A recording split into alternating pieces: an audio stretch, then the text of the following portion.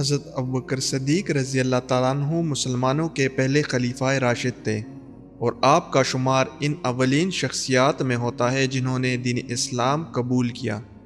آپ کا تعلق قریش کے معزز خاندان سے تھا اور آپ کی والدہ کا نام حضرت سلمہ تھا جو اپنی کنیت ام الخیر سے مشہور تھی، اور آپ کا شجرہ نسب مرہ بن کعب تک حضور صلی اللہ علیہ وآلہ وسلم سے جا ملتا ہے۔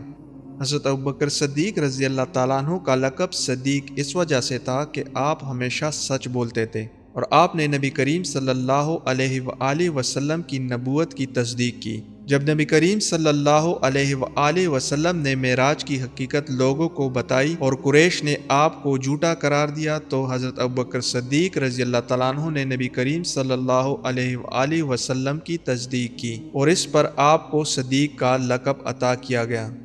حضرت ابوبکر صدیق رضی اللہ تعالیٰ عنہ کے اسلام لانے کی ایک اور اہم روایت یہ ہے کہ جب آپ نے حضور صلی اللہ علیہ وآلہ وسلم سے نبوت کے دعوے کی تصدیق چاہی تو نبی کریم صلی اللہ علیہ وآلہ وسلم نے بتایا کہ آپ نے اپنے سفر میں جن لوگوں سے ملاقات کی تھی وہ سب اسی نبی کی آمد کی خبر دے چکے تھے۔ اس پر حضرت ابوبکر صدیق رضی اللہ تعالیٰ عنہ نے ایمان لانے اور بیعت کرنے میں کوئی تردد نہیں دکھایا۔ اس کے بعد حضرت ابوبکر صدیق رضی اللہ تعالیٰ عنہ نے اسلام کے حوالے سے بھرپور خدمت کی اور حضور صلی اللہ علیہ وآلہ وسلم کی زندگی میں ان کا کردار بہت اہم رہا۔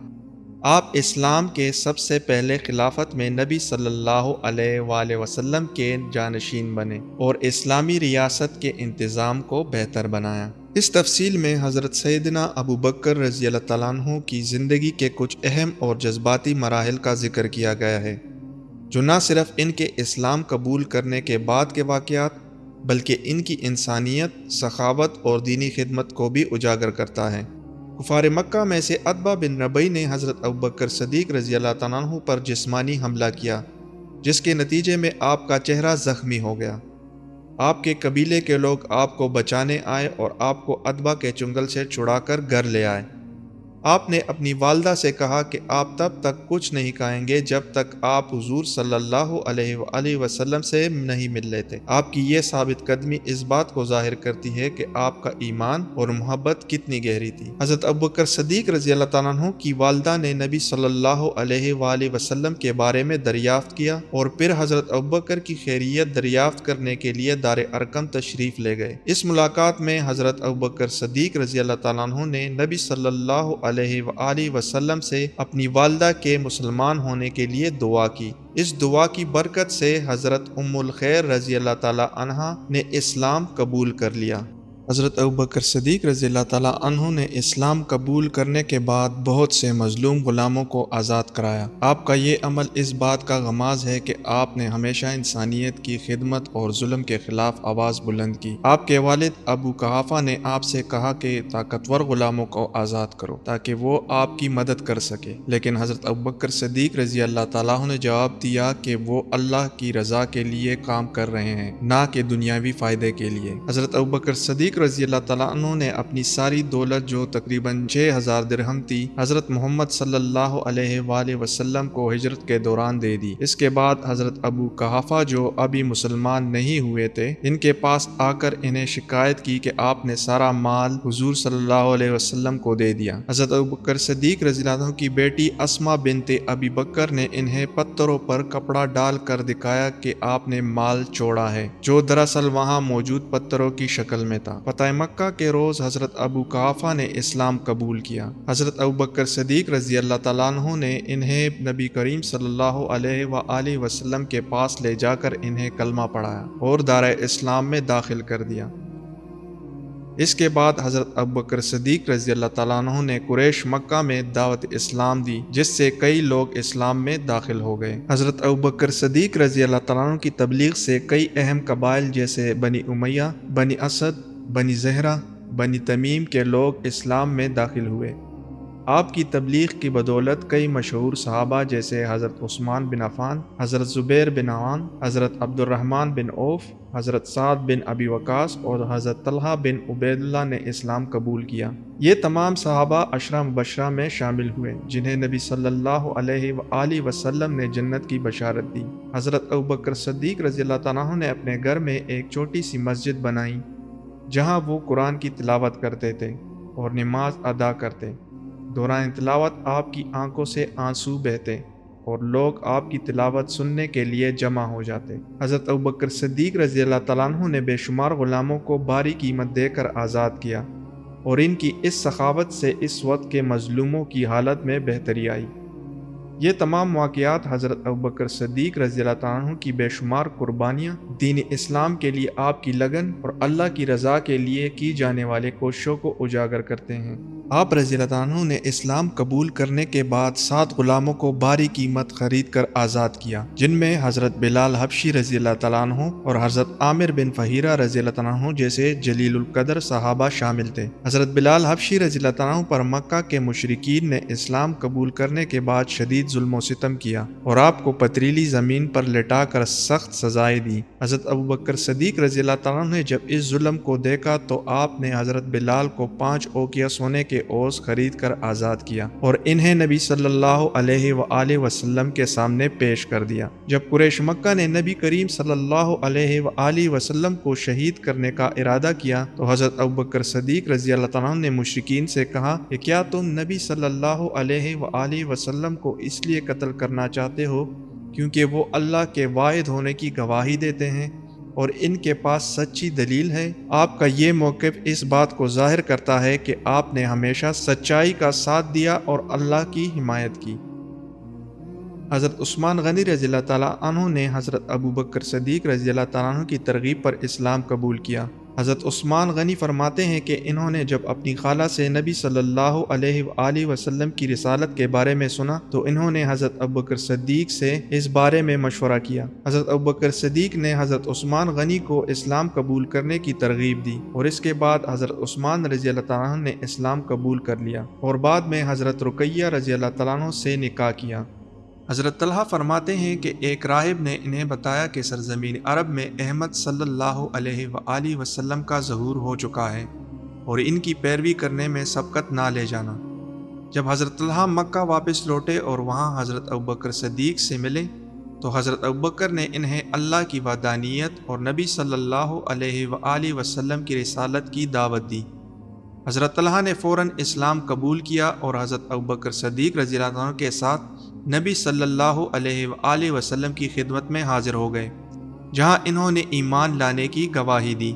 حضرت عمر بن عاص رضی اللہ عنہ نے بیان کیا ہے کہ ایک دن قریش کے لوگ خانہ کعبہ میں بیٹھے تھے اور وہ نبی صلی اللہ علیہ وآلہ وسلم کے خلاف باتیں کر رہے تھے۔ وہ کہتے تھے کہ حضرت محمد صلی اللہ علیہ وآلہ وسلم نے ہمارے مذہب کو نقصان پہنچایا اور ہمارے قوم کو بکیر دیا۔ اس دوران نبی صلی اللہ علیہ وآلہ وسلم کعبہ تشریف لائے اور طواف کیا، جس کے دوران مشرکین نے آپ پر آوازیں کسنے کی کوشش کی، لیکن آپ نے انہیں دین حق کا پیغام دیا جس پر وہ خاموش ہو گئے۔ جب نبی کریم صلی اللہ علیہ وآلہ وسلم نے معراج کا واقعہ قریش کو سنایا تو انہوں نے اس پر ایمان لانے سے انکار کر دیا۔ ابو جہل نے اس پر لوگوں کو جمع کیا اور کہا کہ محمد صلی اللہ علیہ وآلہ وسلم آسمانوں کی سیر کرنے کا دعویٰ کر رہے ہیں۔ حضرت ابوبکر صدیق رضی اللہ تعالیٰ عنہ نے فوری طور پر تصدیق کی کہ وہ سچ کہتے ہیں۔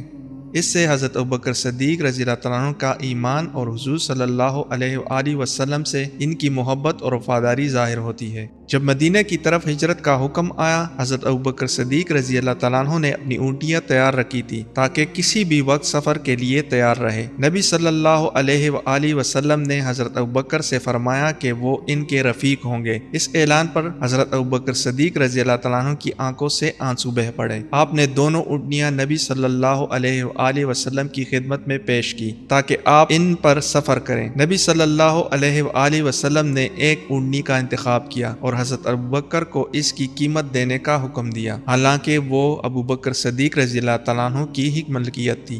جب نبی اکرم صلی اللہ علیہ وآلہ وسلم اور حضرت ابو بکر صدیق رضی اللہ تعالیٰ عنہ مکہ مکرمہ سے ہجرت کی تیاری کر رہے تھے تو حضرت ابو بکر صدیق نے اپنی بیٹی حضرت اسماء رضی اللہ تعالیٰ عنہ کو درہم دیے تاکہ وہ نبی اکرم صلی اللہ علیہ وآلہ وسلم کے لیے کھانا تیار کرے۔ ابو جہل اور دیگر مشرکین مکہ نے نبی اکرم صلی اللہ علیہ وآلہ وسلم کو تلاش کرنے کے لیے حضرت ابو بکر کے گھر کا رخ کیا۔ جب ابو جہل نے حضرت اسماء رضی اللہ تعالیٰ عنہ سے نبی صلی اللہ علیہ وآلہ وسلم کے بارے میں پوچھا تو آپ نے انکار کر دیا۔ اس پر اس بدبخت ابو جہل نے حضرت اسماء کو تھپڑ مارا جس سے آپ کے کان کی بالی گر گئی اور خون بہنے لگا۔ اس دوران نبی کریم صلی اللہ علیہ وسلم مکہ مکرمہ کے بازار میں کھڑے ہوئے اور خانہ کعبہ کو دیکھتے ہوئے فرمایا، مجھے اور اللہ کو یہ شہر بہت محبوب ہے مگر یہاں کے لوگ مجھے یہاں سے نکالنے پر مجبور کر رہے ہیں۔ اس کے بعد آپ اور حضرت ابوبکر صدیق رضی اللہ تعالیٰ عنہ مکہ مکرمہ کے حدود سے باہر نکلے اور جنوب کی سمت جو یمن کی طرف جاتی تھی روانہ ہو گئے۔ رسول اللہ صلی اللہ علیہ وآلہ وسلم نے اپنے غلام عامر بن فہیرہ اور عبد الرحمن بن عریق کو، جنہیں آپ نے راستے کی رہنمائی کے لیے اجرت پر رکھا تھا، دونوں اونٹنیاں اور دیگر سامان دے کر کہا کہ وہ 3 دن بعد غار سور میں ملیں۔ غار سور کا سفر بہت دشوار گزار تھا اور اس دوران حضرت ابو بکر صدیق رضی اللہ تعالیٰ عنہ نبی صلی اللہ علیہ وآلہ وسلم کے ساتھ محافظ کی طرح رہے اور کئی مواقع پر نبی صلی اللہ علیہ وآلہ وسلم کو اپنے کندھوں پر اٹھا کر سوار کیا۔ نبی صلی اللہ علیہ وآلہ وسلم اور حضرت ابو بکر صدیق رضی اللہ تعالیٰ عنہ کا گزر قبیلہ بنو خزاع کی ایک نیک خاتون ام معبد کے پاس سے ہوا۔ نبی صلی اللہ علیہ وسلم نے ان سے پوچھا کہ آیا ان کے پاس کچھ کھجور، دودھ یا گوشت ہیں تو وہ فروخت کر دیں۔ ام معبد نے کہا کہ اس وقت ان کے پاس ایک کمزور بکری کے علاوہ کچھ نہیں۔ پھر نبی صلی اللہ علیہ وآلہ وسلم نے اس بکری کے تنوں کو بسم اللہ پڑھ کر ہاتھ لگایا اور بکری کا دودھ جاری ہو گیا۔ اس دودھ سے نبی کریم صلی اللہ علیہ وآلہ وسلم اور حضرت ابو بکر صدیق نے سیر ہو کر پیا۔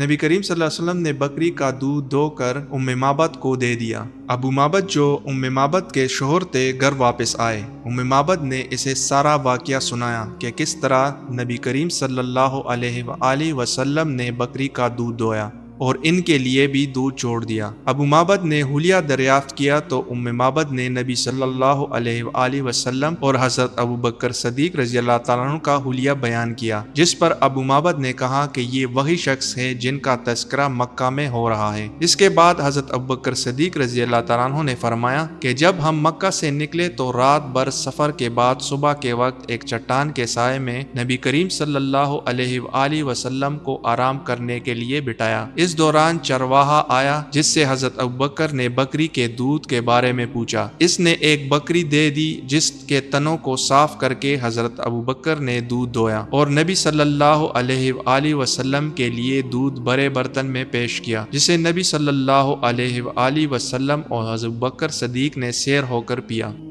سراقہ بن جاشم نے حضور صلی اللہ علیہ وآلہ وسلم کی ہجرت کے دوران کا ایک واقعہ بیان کیا ہے۔ جب وہ نبی کریم صلی اللہ علیہ وآلہ وسلم اور حضرت ابوبکر صدیق رضی اللہ تعالیٰ عنہ کا تعاقب کرتے ہوئے ان کے قریب پہنچے، قریش نے نبی کریم صلی اللہ علیہ وآلہ وسلم اور حضرت ابوبکر رضی اللہ تعالیٰ عنہ کو پکڑنے کے لیے 100 اونٹوں کا انعام مقرر کیا تھا، جس کی لالچ میں سراقہ بن جاشم نے ان کا پیچھا کیا۔ وہ گھر سے نکلے اور گھوڑے پر سوار ہو کر نبی کریم صلی اللہ علیہ وآلہ وسلم کے تعاقب میں نکلے، مگر جب وہ قریب پہنچے تو اچانک ان کا گھوڑا پھسل گیا اور اس کی دونوں ٹانگیں زمین میں دھس گئی۔ سراقہ گھوڑے سے چھلانگ لگا کر نیچے اترا اور نبی کریم صلی اللہ علیہ وآلہ وسلم سے معافی مانگی۔ حضرت ابوبکر صدیق رضی اللہ تعالیٰ عنہ نے سراقہ کو ایک تحریر دی جسے وہ اپنے پاس محفوظ رکھے ہوئے تھے۔ بعد میں جب مکہ فتح ہوا اور نبی کریم صلی اللہ علیہ وآلہ وسلم غزوہ حنین کے بعد واپس آ رہے تھے تو ان کے ملاقات سراقہ بن جاشم سے ہوئی۔ سراقہ نے حضرت ابوبکر صدیق رضی اللہ تعالیٰ عنہ کی تحریر نبی کریم صلی اللہ علیہ وآلہ وسلم کو دکھائی، جس پر نبی کریم صلی اللہ علیہ وآلہ وسلم نے فرمایا، آج عفائے احد اور نیکی کا دن ہے، میرے قریب آ جاؤ۔ پھر سراقہ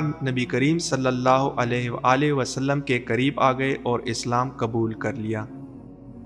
ہجرت کے دوران حضرت ابو بکر صدیق رضی اللہ تعالیٰ عنہ اور نبی کریم صلی اللہ علیہ وآلہ وسلم نے غار سور میں 3 دن قیام کیا۔ راستے میں حضرت ابو بکر صدیق کبھی نبی کریم صلی اللہ علیہ وآلہ وسلم کے آگے، کبھی پیچھے، کبھی دائیں اور کبھی بائیں چلتے تھے، جس کی وجہ سے نبی کریم صلی اللہ علیہ وآلہ وسلم نے پوچھا کہ کیا معاملہ ہے؟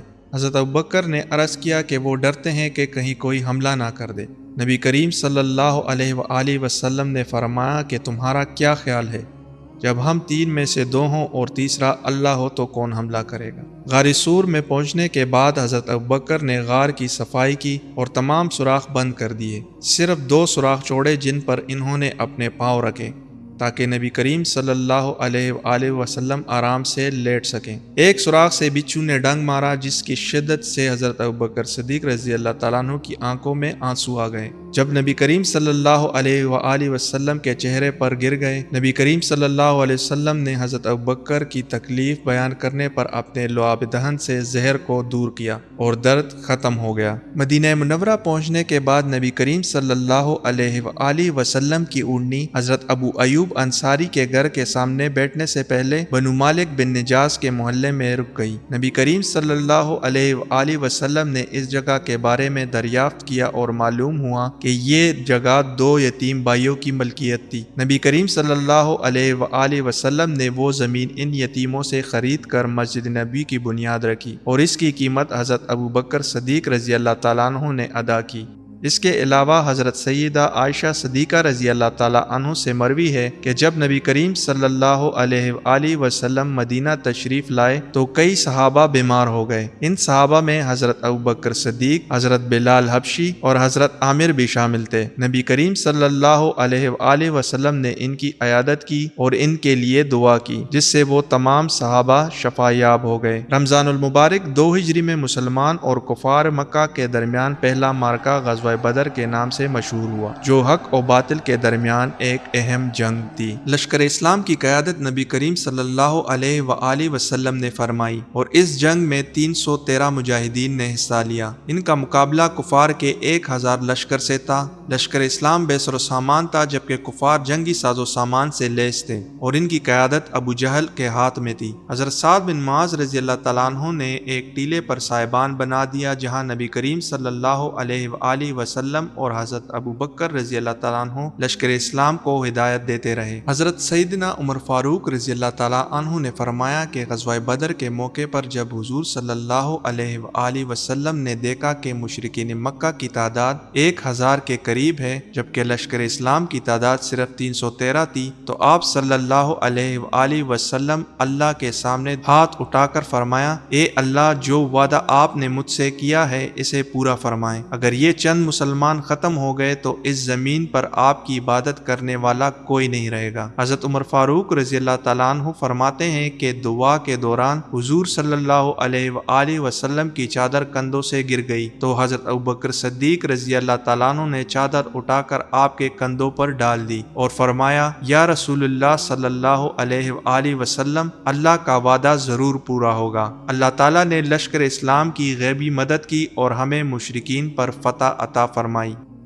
ابن اسحاق کی روایت کے مطابق نبی کریم صلی اللہ علیہ وآلہ وسلم کو خیمے میں نیند آ گئی۔ جب آپ بیدار ہوئے تو حضرت ابوبکر صدیق سے فرمایا، تمہیں مبارک ہو، اللہ کی مدد قریب آ چکی ہے اور حضرت جبریل علیہ السلام اپنے گھوڑے کی باگ پکڑے ہوئے آ رہے ہیں۔ جنگ بدر کی حکمت عملی میں حضرت ابوبکر صدیق کا کردار بہت اہم تھا اور جنگ کی تمام حکمت عملی نبی کریم صلی اللہ علیہ وآلہ وسلم نے حضرت ابوبکر صدیق کے مشورے سے طے کی۔ حضرت عبد الرحمن بن ابی بکر جو جنگ بدر کے وقت تک مسلمان نہیں ہوئے تھے اور مشرکین کے ساتھ تھے، مسلمان ہونے کے بعد ایک مرتبہ حضرت ابوبکر صدیق سے عرض کرتے ہیں کہ جنگ بدر کے دن میری تلوار کئی بار آپ کے قریب آئی لیکن میں نے آپ کو والد سمجھ کر چھوڑ دیا تھا۔ حضرت ابوبکر صدیق نے جواب دیا، اگر تم میری تلوار کے نیچے آ جاتے تو میں تمہیں نہیں چھوڑتا، کیونکہ جنگ بدر حق اور باطل کا مارکا تھی اور تم باطل کی طرف تھے۔ حضرت سیدنا علی مرتضیٰ رضی اللہ تعالیٰ عنہ جب خلیفہ بنے تو فرمایا، سب سے بہادر شخص وہ ہے جس نے ابوبکر صدیق سے بڑھ کر بہادری دکھائی ہو، اور مجھے حضرت ابوبکر صدیق رضی اللہ تعالیٰ عنہ سے زیادہ بہادر کوئی نہیں لگا۔ غزوہ بدر کے بعد نبی کریم صلی اللہ علیہ وآلہ وسلم نے ابوبکر صدیق رضی اللہ تعالیٰ عنہ کی قیادت میں بنو فرازہ پر حملہ کیا اور اس میں کئی دشمن مارے گئے یا قید ہو گئے۔ بعد میں نبی کریم صلی اللہ علیہ وآلہ وسلم نے ان قیدیوں کا تبادلہ کیا۔